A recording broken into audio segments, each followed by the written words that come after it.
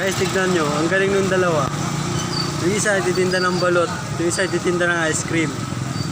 Ngayon, tignan mo, bumili siya ng ice cream.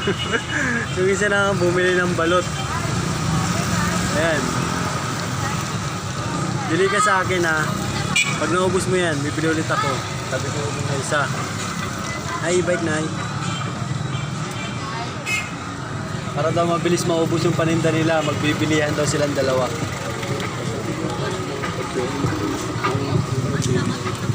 Narangan.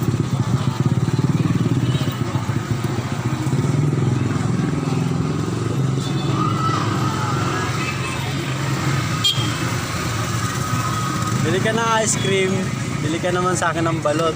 Busin natin dalawa yan ha. Hanggang maubos yung ice cream mo, hanggang maubos yung balot niya.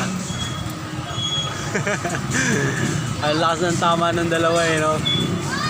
Sabagay, pwede rin para mabilis maubos yung paninda nila.